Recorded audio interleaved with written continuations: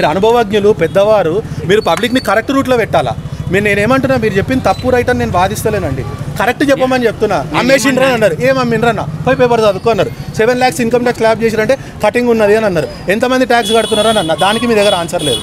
కట్టే ట్యాక్స్ ఇంత కానీ డెవలప్మెంట్ ఇంత కావాలా మనకి, ఇంత కావాలా డెవలప్మెంట్. నేషనల్ హైవేల మీద పోయేది వద్దు. ఇంతకుముందు నేషనల్ హైవే మీద టుక్కుమని పోతున్నారు. ఇప్పుడు నేషనల్ హైవే ఎంత మంచిగా ఉన్నాయి. ప్రతి ఒక్కరు పోతున్నారు, కిలోమీటర్లు బచాయిస్తున్నారు కదా. అది మిగిలినట్టే కదా. బాంబ్ బ్లాస్ట్లు జరుగుతలేవు, అది మిగిల్చినట్టే కదా. కోవిడ్ వ్యాక్సిన్ ఫ్రీగా ఇచ్చిండ్రు, అది మిగిల్చినట్టే కదా. ఇప్పుడున్న గవర్నమెంట్ మాత్రము ఐటీ 10 ఏళ్ళలో ఒక్క రూపాయి స్లాబ్ ఏం పెంచలేదు. ఉన్న వాళ్ళకి మాత్రము కార్పొరేటర్లకు మాత్రము 33% ఉన్నది ట్యాక్స్, 25% చేసిండ్రు. మాకు మాత్రము వాళ్ళ ద్వారా వస్తుందా పెన్షన్ కానీ పేమెంట్ కానీ అది చేయలేదు. దీంతో ఫాల్తు గవర్నమెంట్ ఇంకోటి లేదు. ఇంకోటి సెంట్రల్ గవర్నమెంట్ అంటున్నా. ఇప్పుడున్న గవర్నమెంట్ సెంట్రల్ గవర్నమెంట్ అయినాక 32 లక్షల వేకెన్సీ ఉన్నాయి. ఇప్పలేదు. వాళ్ళకి మాత్రం కుర్చీలు కావాలి. 10 ఏళ్ళు 15 ఏళ్ళు అలా వాళ్ళే ఉండాలి పీఎంగా. కానీ గరీబోనికి మాత్రం ఎంప్లాయ్మెంట్ ఇయ్యాడు. ఇంకోటి అన్ని కార్పొరేట్ ఎన్నో సంస్థలు అమ్మేసి చాలా అమ్మిండు. పేపర్ చూడండి సార్. నేను చెప్పేది ఏం లేదు. నేను చెప్పేది ఏం లేదు సార్. మీరు ఎన్నో కంపెనీలు అమ్మినారు అన్నప్పుడు ఏ కంపెనీలు అమ్మినారో చెప్పాలి కదా. ఎన్నో అంటే నేను కూడా చెప్తే ఏమి అమ్మలేదని చెప్తా.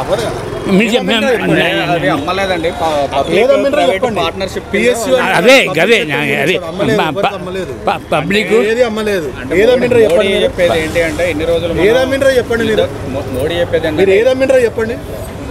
మీరు ఏదమ్మింటారో చెప్పాలి. ఇప్పుడు ఎన్నో అమ్మినారు అన్నప్పుడు ఏదమ్మింటారో చెప్పాలి. పేపర్లు వచ్చినాయి సార్ అవన్నీ. ఏ పేపర్లు వచ్చింది మీరు పేపర్ చెప్పండి. ఏ పేపర్ చదవాలి నేను? ఏ పేపర్లో చదవాలి చెప్పండి.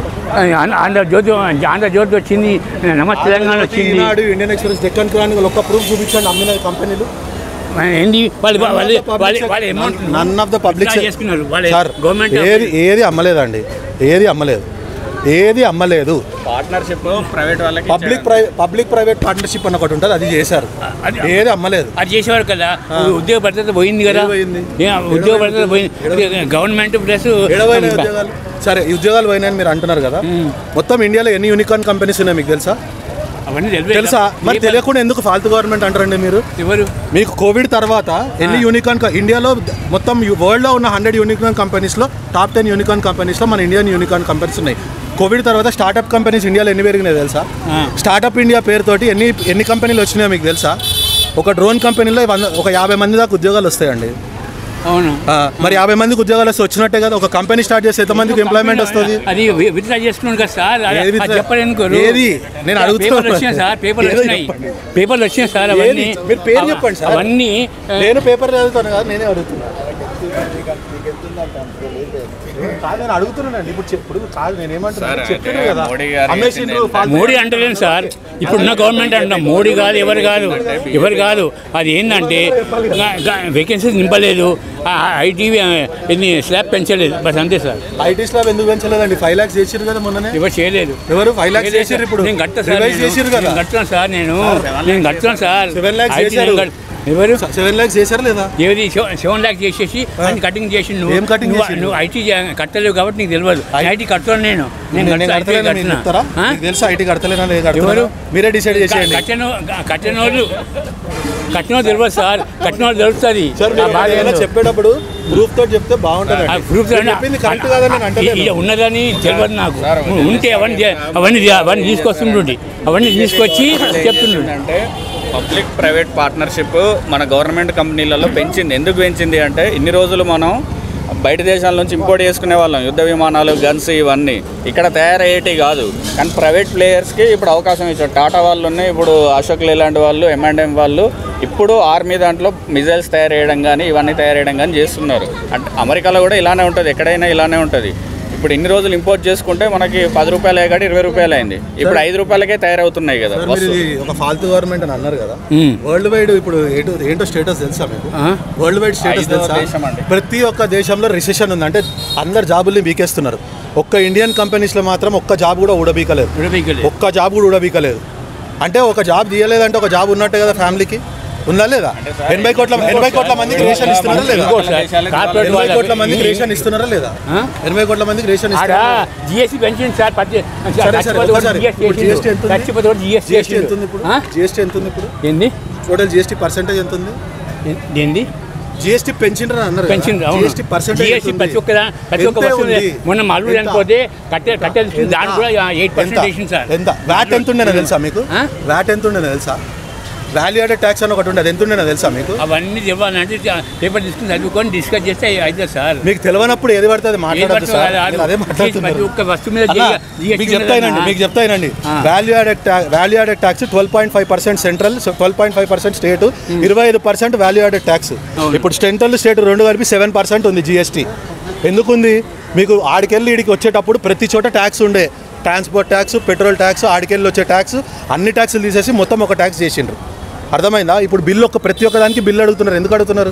జిఎస్టీ డైరెక్ట్ గవర్నమెంట్ పోతుంది కాబట్టి. ఏ గవర్నమెంట్ అయినా సరే, మొత్తం ఎంత ఒకసారి ఎన్ని నేషనల్ హైవే ఎంత కన్స్ట్రక్షన్ అయింది తెలుసా? ఎన్ని కిలోమీటర్లు అయిందో తెలుసా మీకు? ఏంది ఓవరాల్ ఇండియాలో లాస్ట్ 10 years నేషనల్ హైవేస్ ఎన్ని అయినాయో తెలుసా? అయినాయి కానీ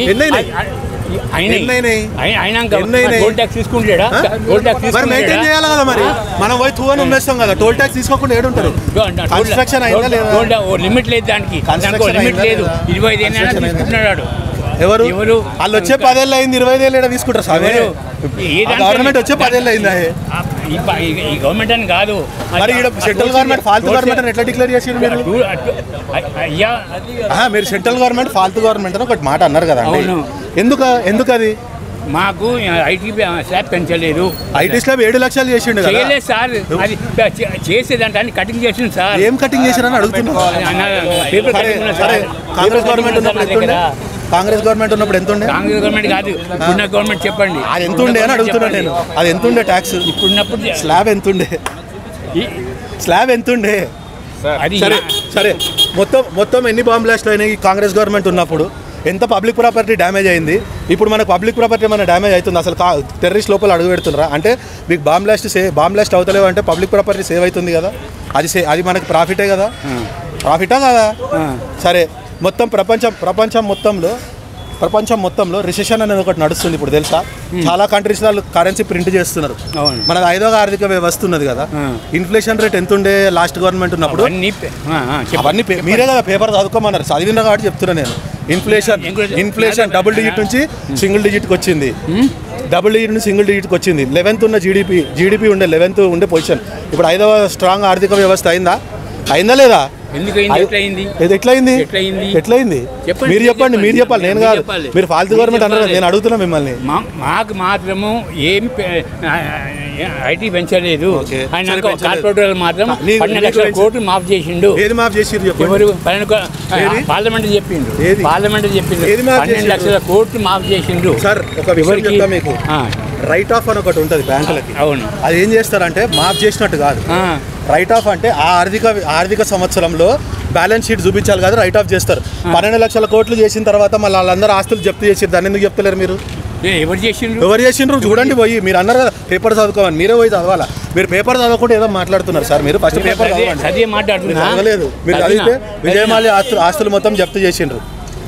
ఆస్తులు మొత్తం జప్తు చేసిర్రు. ఇప్పుడు అక్కడ 5-6 మంది చేసినచ్చు కానీ 12 లక్షల కోటి ఎవరిది?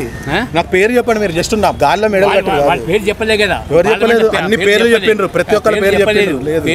సరే, మాఫ్ 12 లక్షల కోట్లు మాఫ్ చేసి పక్కన పెట్టండి. అప్పు ఎవరి గవర్నమెంట్ ఉన్నప్పుడు చేసిండ్రు? ఎవరు గవర్నమెంట్ ఉన్నప్పుడు చేసిండ్రు? 6 months 8 months బిఫోర్ చెప్పింది కాదు. ఇప్పుడు మీరున్నారు. అవును. మీ ఇంట్లో మీరున్నారు. అవును. మీరున్నప్పుడు ఒక దొంగతనం చేసిర్రు. అవును. నేను మీ ఇంటికి కిరాయికి వచ్చిన, నేను పారిపోయినా. అప్పుడు దొంగతనం ఎవరు గవర్నమెంట్లో చేసిండ్రో ఇంపార్టెంటా, పారిపోయిన వాళ్ళే ఇంపార్టెంటా? ఫోన్లు చేసి అప్పులు తీసుకోండి అని చెప్పి వాళ్ళందరికీ ఫ్రీగా అప్పులు ఇచ్చింది ఎవరు గవర్నమెంట్? చెప్పండి, మీరు చెప్పండి. కాదు, ఎవరు గవర్నమెంట్? కాంగ్రెస్ హయాంలోనే అందరు అప్పులు తీసుకున్నారు. వీళ్ళ గవర్నమెంట్లో పారిపోయినరు. వీళ్ళు ఆపలే, ఎందుకంటే ఒక డిప్లొమాటిక్ వీసా ఉన్నప్పుడు వాళ్ళు పోతారు. అది వీళ్ళ చేతిలో ఉండదు. ఎవరన్నా పోయేటప్పుడు పోయినాక వాళ్ళు అప్పులు చేసిరన్న సంగతి తెలిసినాక వాళ్ళని ఆపినరా, మొత్తం వాళ్ళ ఆస్తులు జప్తులు చేసిండ్రు. ఎవరి గవర్నమెంట్లో అప్పులు చేసి వాళ్ళు వదిలేసి వీళ్ళు ఫాల్తు గవర్నమెంట్. మీకేం జరగలేదు, స్లాబ్ పెంచిరని 7 లక్షలు చేసిరని ఆయన కూడా చెప్తుండ్రు. నాకేం రాలేదు, ఏం కట్ చేసిరని చెప్పలే ఇప్పటిదాకా. కాదు కానీ అన్ని అమ్మేసిండ్రు సెక్టర్లని అన్నారు. ఏం అమ్మిండ్రు అంటే పోయి పేపర్ చదువుకో అన్నారు.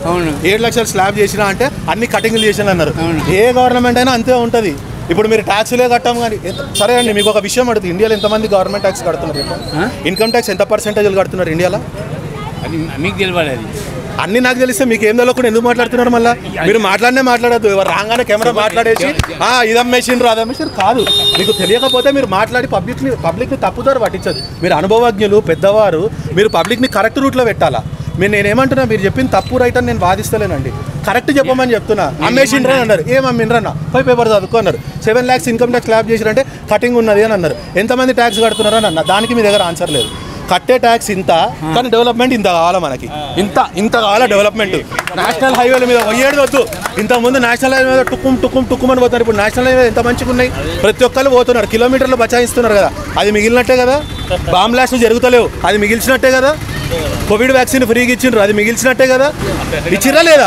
ఎన్ని దేశాలకు సంబంధించి ఇప్పుడు మన దరిద్రం ఏంటంటేనండి, పొరుగు దేశాలు వచ్చి మోడీ గారు కాలమైన వారు అద్భుతం అంటారు, కానీ మనకు కాదు, ఫాల్తు గవర్నమెంట్. యుఏఈ ఇస్లామిక్ స్టేటు, ఆడ గుడి కన్స్ట్రక్షన్ చేసి ఆడ రామనామం జపం చేసి మోదీ గారు అద్భుతం అని చెప్తారు.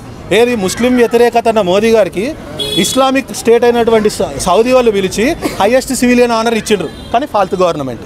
ఎందుకు మనకు తెలియదు. క్వశ్చన్ అడిగితేనేమో పోయి పేపర్ చదువుకో, నాకు తెలియదు పోయి పేపర్. ఇది కాదు సార్, మీరు అనుభవజ్ఞులు. మీరు చెప్పాల్సింది ఏంటంటే అందరికీ కరెక్ట్ ఇన్ఫర్మేషన్ చెప్పండి. నేను అసలు మాట్లాడకూడదు అనుకున్నా. మొన్న కూడా మీది చూసిన వీడియో నేను, అప్పుడు కూడా ఇట్లనే మాట్లాడినారు. నేను ఏమంటున్నా, మీరు ఓటు వేయడం వేయకపోవడం మీ ఇష్టం, కానీ కరెక్ట్ చెప్పండి పబ్లిక్కి. మీరు పెద్దవారు కాబట్టి చాలా మంది మిమ్మల్ని చూస్తుంటారు. కటింగ్ తీసుకొని వచ్చి అప్పుడు మీరు ఏ కటింగ్ అన్నా తీసుకొచ్చి మీరు చూపించారు అనుకోండి, ఇలా మళ్ళీ నేను ఫోన్ చేసి పిలుస్తా. ఒక్క ప్రూఫ్ చూపించండి అమ్మేసిండ్రు అన్నది, ఒక్క ప్రూఫ్ చూపించండి. ఐటీ రివైజ్ చేయలేదు, ఐటీ స్లాబ్ రివైజ్ చేయలేదు అనేది ఒక ప్రూఫ్ చూపించండి. 32 లక్షల వేకెన్సీలు ఏవి ఫిలప్ చేయలేదని ప్రూఫ్ చూపించండి. ఓకే, అగ్నివీర్ స్టార్ట్ చేసిరు తెలుసా? అగ్నివీర్ స్టార్ట్ చేసిరు తెలుసా? ఏది ఏ పేపర్లు అన్నారండి? మీరు ఏ పేపర్ చూసిరో నాకైతే అర్థమైతలేదు. నేను రోజు పేపర్ చదువుతాను, నేనైతే పేపర్లో చూడలేదు ఇప్పటిదాకా. మీరు ఏ పేపర్లో చూసారు నాకు అర్థమైతలేదు. మీరు ఒక పార్టీ సంబంధించిన వ్యక్తి కాబట్టి. నేను ఏ పార్టీకి సంబంధించిన వ్యక్తి అండి? అట్నే ఉంది మళ్ళీ మీరు ఏ పార్టీకి సంబంధించిన వ్యక్తి? నేను మళ్ళీ మీరు ఏ పార్టీకి చెప్పండి. మీరు ఏ పార్టీ? ప్రతి ఒక్కరికి ఖండిస్తున్నా అంటే ఇదే. మీరు ఏ పార్టీకి సంబంధించిన వ్యక్తి? మరి నేను అన్నా కాదు, నేను మిమ్మల్ని ఫ్యాక్ట్ అడుగుతున్నా, లాజిక్ అడుగుతున్నా, ప్రూఫ్ అడుగుతున్నా.